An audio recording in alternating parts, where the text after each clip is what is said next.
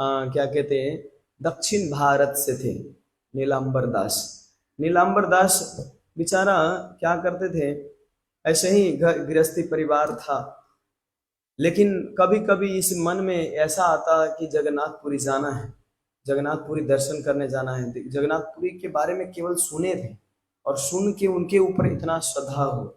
हम लोग भगवान जगन्नाथ जी के पास जाके, जगन्नाथ जी ऊपर में क्या कहते, जगन्नाथ जी के धाम में जाके भी हमें विश्वास नहीं, लेकिन वो केवल श्रवण किए थे। इस पर श्रद्धा करके नीलांबर दास वो जा रहे थे धाम। धाम जब जा रहे थे तो उनकी पहली इच्छा था कि मेरे को केवल और जगन्नाथ जी का एक बार दर्शन हो जाए, मैं जब प्राण त्याग पाऊं कोई हमें दुख नहीं होगा। जा रहे थे, रास्ते में बहुत बड़ा सा ऐसा वो पड़ता है नदी, गंगा मैया पड़ता है, बहुत बड़ा धार है वहां पे। और उस समय क्या हुआ, बहुत घना घोर बारिश होने लगा, फिर बहुत जोर जोर से बारिश होने लगा।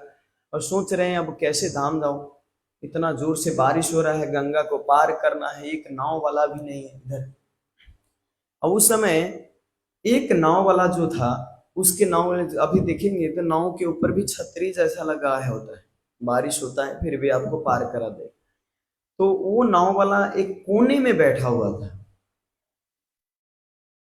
ये नीलांबर दास उस नाव वाले को बोले नहीं कि हमें पार करा दीजिए, वो खुद आके नीलांबर दास को कहते हैं कि मैं आपको इस नदी से पार करा दूंगा, आइए। लेकिन जो वो नाव वाला था, पहचानिए कौन होगा?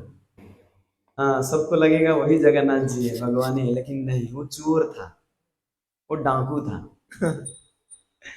वो जब देखते अकेले में किसी व्यक्ति को तो वो लूटने के लिए ही रहते थे। मतलब एकांत स्थान खोजते हैं ना, जब कोई लोग ना हो, जब कोई अकेला दिखे तो लूटे। तो उसको देखे कि ये नीलांबर दास जो है थोड़ा संपन्न परिवार से थे, अपना जो भी था, हाँ, जो कड़ा था इनका ये भी सोने का था, इनका वस्त्र जो था थोड़ा राजसिक वेश था।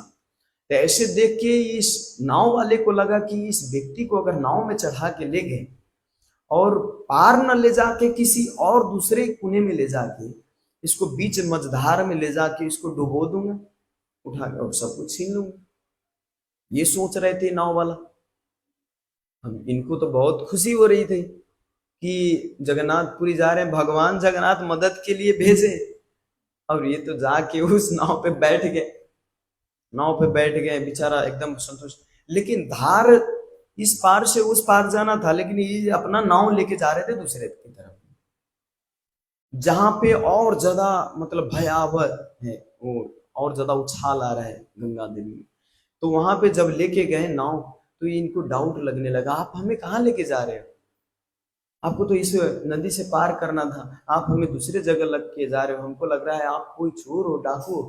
तो बोले आप तो सही समझा तुम, वास्तव में मैं तुमको लूटने के ही लिए, मारने के ही लिए ले जा रहा हूँ, क्योंकि हमें परिवार चलाना होता है। और ऐसे 2 रुपया 5 रुपया 10 रुपया ऐसे कमा के परिवार नहीं चलता। मैं किसी को ऐसे ही हफ्ता में 1-2 पैसे तुम्हारे जैसा ऐसे मिल जाता है, बस मेरा परिवार चलता है। मैं हर रोज नहीं आता इस पे नाव चलाने, कभी कभी ऐसे ही लूटता हूँ और मेरा परिवार चलता है। तो नीलांबर दास अंदर से, हृदय से बहुत प्रार्थना कर रहे थे कि हे प्रभु, एक तो अंतिम इच्छा था, अपना परिवार छोड़ के आया, सब कुछ छोड़ के आया कि आपके दर्शन कर पाऊं। हमें मरने की कोई डर नहीं है, मैं मर जाऊं इसमें कोई डर नहीं, लेकिन ये डर है कि आपके दर्शन के बिना और इस भयावह उस डाकू से मरो। वास्तव में ये थोड़ी हमें दुख लग रहा है कि कम से कम आपका दर्शन हो जाता, धाम में पहुंच जाता, एक तो आशा होती, कोई बात नहीं, है ना, कम से कम मरा तो भगवान का दर्शन करके मरा, लेकिन मर रहा हूं केवल इस डाकू से। तो हे प्रभु, आपकी अगर आपके योग्य के हूं, बचने वाला, आपके दर्शन करने योग्य हूं, तो समय हमें बचाइए। जगन्नाथ जी से ऐसे हृदय से बहुत प्रार्थना कर रहे थे। वो डाकू बोले कोई नहीं सुनने वाला, तुम्हारा रहता है मझधार में हो, कोई बाहर नहीं कि कोई आ जाएगा इधर, चारों तरफ से पानी पानी पानी, वहां पे कौन आएगा बचाने।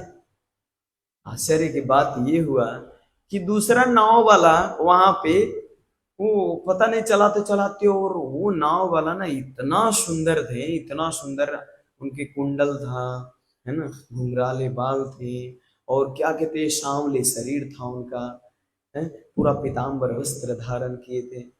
इतना सुंदर थे, इतना सुंदर कि वो जो डाकू था वो भी देख के मोहित हो गए, दूसरे नाव वाले। और ये जो क्या कहते हैं नीलांबर दास, ये भी देख रहे हैं कि इस समय वास्तव में, और ये नाव वाला भी सोच रहे कि इस समय कैसे आ गए, इतने बड़े माझधार में चारों तरफ से पानी ही पानी भरा हुआ है, कहाँ से आ गए। अब ये जब देखते हैं तो वो नाव वाला जो सांवरे शरीर का था, तो वो कहता है, ए नाव वाला, इधर कहाँ से आ गया तू, और इसको कहाँ लेके जा रहा है, इधर पार तो नदी पार तो उस पार ले जाना, इधर कहाँ से।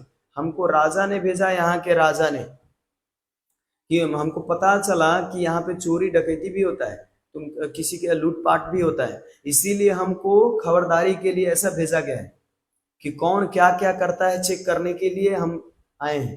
तुम कहाँ इसको लेके जा रहे हो। तो बोले नहीं नहीं नहीं, बस थोड़ा नाव इधर ले जा रहा था लेकिन घूम के इधर आया, मतलब पार ले जा रहा था लेकिन पानी के जो फोर्स है, फोर्स के कारण इधर आ गया, नहीं तो इसको पार कर ले। तो फिर जगन्नाथ जी के, वो साक्षात भगवान ही थे, जगन्नाथ जी थे।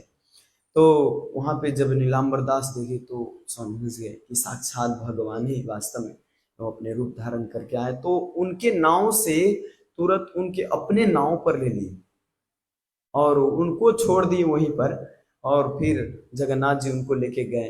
तो देखिए ऐसे संकट में विश्वास था ना भगवान के ऊपर, एक विश्वासी श्रद्धा ही तो काम करता है ना, श्रद्धा अनुसारी भक्ति अधिकारी।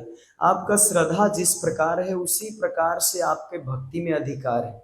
श्रद्धा नहीं है तो भक्ति में अधिकार भी नहीं है आपका। पहली आदो श्रद्धा तथा साधु संगा था, भजन क्रिया था, नर्थ निवृत्ति से आता था, निष्ठा रुचि अथा आसक्ति तथा भाव तथा प्रेमाभिदज्जति साधका नाम एवं प्रेमना प्रादुर्भावे भवित क्रमे। पहली जो मोल है ये श्रद्धा ही है।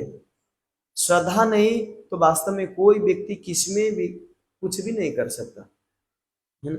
आप जब फ्लाइट में चढ़ते हो तो आप पायलट का आप लाइसेंस नहीं देखने जाते कि इस व्यक्ति का लाइसेंस है कि नहीं, ये व्यक्ति वास्तव में ऐसे ही चला रहा है प्लेन या सच में ड्राइवर है, उनका हम लाइसेंस नहीं चेक करते। उस पर श्रद्धा होती है कि ये व्यक्ति कोई पढ़ाई लिखा होगा या पायलट ही होगा तभी तो चला रहे। हम जब गाड़ी में जाते हैं तो किसी ड्राइवर से नहीं पूछते कि ये व्यक्ति को ड्राइविंग आता है कि नहीं, कहीं पलट ना दे। श्रद्धा है।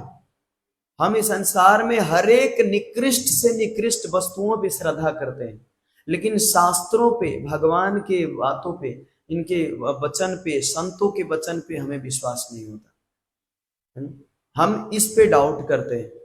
हाँ, आपका चेक करने का अधिकार है, लेकिन फिर पता चल जाए कि ये सत्य है तो फिर छोड़ना क्यों।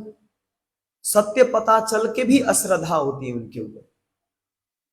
अरे इस संसार में मनुष्य जीवन, जैसे श्रील प्रभुपाद जी जब मच्छर काट रहा था ना, तो शिष्य को एक और भी बात बोले थे उनको कि संसार में जब तक तुम रहोगे, जैसे माया